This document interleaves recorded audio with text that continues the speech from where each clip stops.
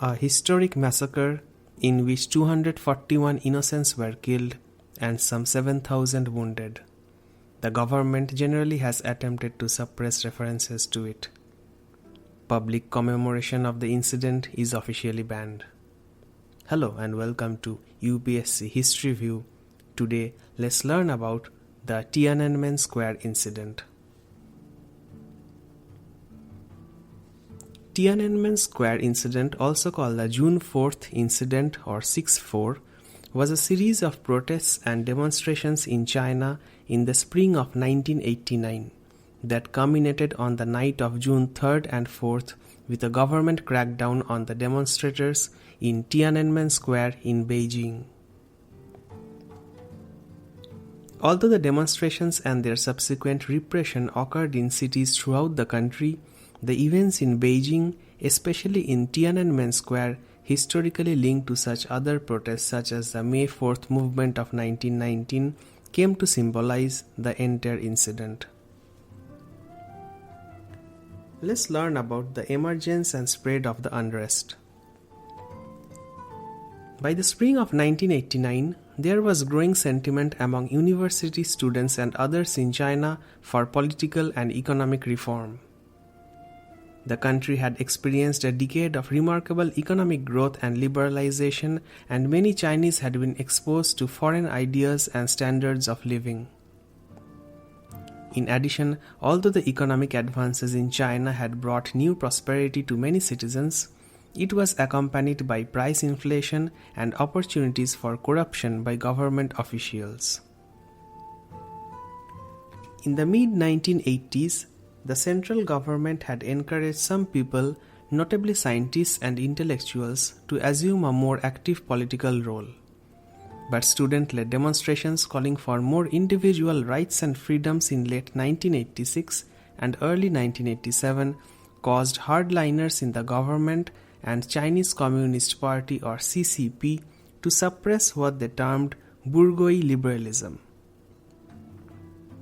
One casualty of this tougher stance was Hu Yaobang, who had been the CCP General Secretary since 1980 and who had encouraged democratic reforms. In January 1987, Hu Yaobang was forced to resign his post. The catalyst for the chain of events in the spring of 1989 was the death of Hu in mid-April. Hu was transformed into a martyr for the cause of political liberalization. On the day of his funeral on April 22nd, tens of thousands of students gathered in Tiananmen Square demanding democratic and other reforms. For the next several weeks, students in crowds of varying sizes, eventually joined by a wide variety of individuals seeking political, social, and economic reforms, gathered in the square. The initial government response was to issue stern warnings but take no action against the mounting crowds in the square. Similar demonstrations rose up in a number of other Chinese cities, notably Shanghai, Nanjing, Xi'an, Changsha, and Chengdu. However, the principal outside media coverage was in Beijing, in part because a large number of Western journalists had gathered there to report on the visit to China by Soviet leader Mikhail Gorbachev in mid-May. Shortly after his arrival, a demonstration in Tiananmen Square drew some 1 million participants and was widely broadcast overseas. Meanwhile, an intense debate ensued among government and party officials on how to handle the mounting protests. Moderates such as Zhao Ziyang advocated negotiating with the demonstrators and offering concessions. Zhao Ziyang was the successor of Hu Yaobang as party general secretary. However, they were overruled by hardliners led by Chinese Premier Li Peng and supported by paramount elder statesman Deng Xiaoping, who, fearing anarchy, insisted on forcibly suppressing the protests. During the last 2 weeks of May, martial law was declared in Beijing and army troops were stationed around the city. However, an attempt by the troops to reach Tiananmen Square was thwarted when Beijing citizens flooded the streets and blocked their way.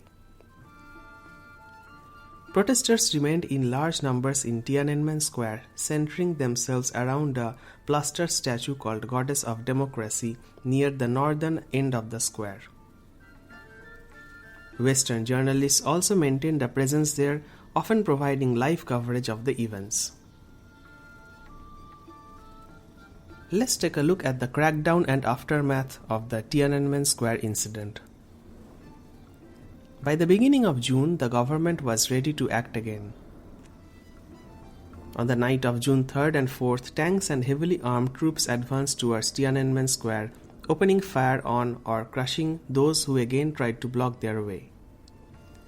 Once the soldiers reached the square, a number of the few thousand remaining demonstrators there chose to leave rather than face a continuation of the confrontation. By morning, the area had been cleared of protesters, though sporadic shootings occurred throughout the day.